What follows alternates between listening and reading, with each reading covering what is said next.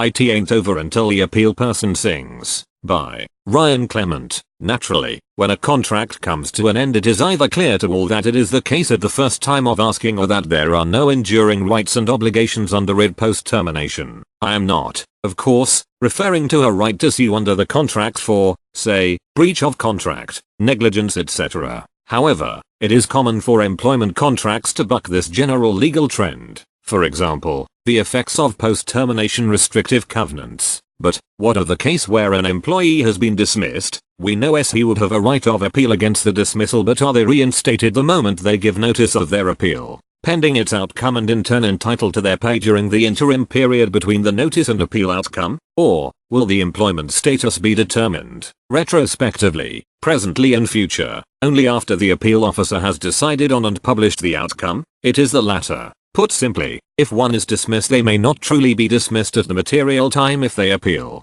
If they succeed at their appeal, the question of what amounts to a success may raise its own peculiar problem. Then they continue with their employment as if the word dismissal had not even been uttered. However, on the other hand, if the appeal is unsuccessful, the original decision and date of dismissal stand. Therefore, if one was dismissed on the 1st of January and the related appeal is not upheld in the outcome letter of the 1st of February, the dismissal was on the 1st of January and not the 1st of February. Think of the appeal process being akin to the VAR, Video Assistant Referee of Employment. The referee issues a red card before checking the VAR. He then checks it, recognizes the error and withdraws it. Obviously, the player remains on the field. Or, of course, he could, upon checking the VAR, be reassured that the original decision was correct and the sending off stands. But, importantly, the red card is not shown again unless for ceremonial purposes. That is, the time of the red card, having first been shown to the player, is the time recorded for the sending off, not the time that the referee is reassured. Why is the true date of dismissal significant? Well, one of the main reasons is that one has a limited time by which to present a complaint to the employment tribunal. It is therefore important to know from which point the clock starts to run. If one presents a complaint on what they believe to be the last day of the period and takes it from the later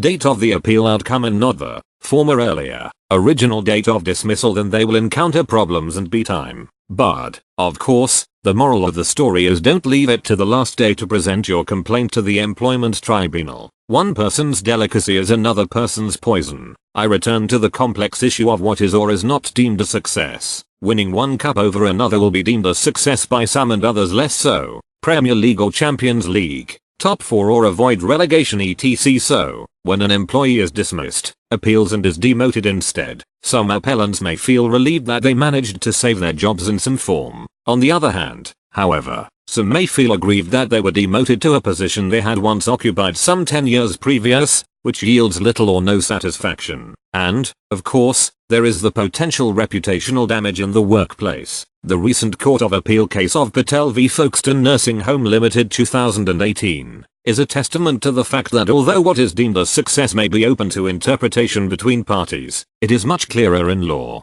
In Patel, the claimant was charged with 2 disciplinary offenses, being 1. He had been found asleep on duty, and 2. He had falsified records and failed to record checks he had made, for which he was dismissed. On the second charge, the employer said it would refer his name to the relevant regulator, as residents had been put at risk. He appealed his dismissal, which was upheld, but by making reference solely to the first charge and silent on the second. Concerned about reputational damage of the second charge, the claimant deemed himself dismissed, did not return to work and presented a complaint of unfair dismissal at the ET. The question is, had he been dismissed as originally stated, or had he simply resigned because he had succeeded, if only by reference to part, on his appeal? See also my article. Definitely, maybe I give notice of my intention. Who really ended the contract of employment? The employment tribunal found the former, but, on appeal by the employer, the employment appeal tribunal and the Court of Appeal held the latter. The Court of Appeal held, it is clearly implicit in a term in an employment contract conferring a contractual right to appeal against disciplinary action taking the form of dismissal that, if an appeal is lodged, pursued to its conclusion and is successful, the effect is that both employer and employee are bound to treat the employment relationship as having remained in existence throughout.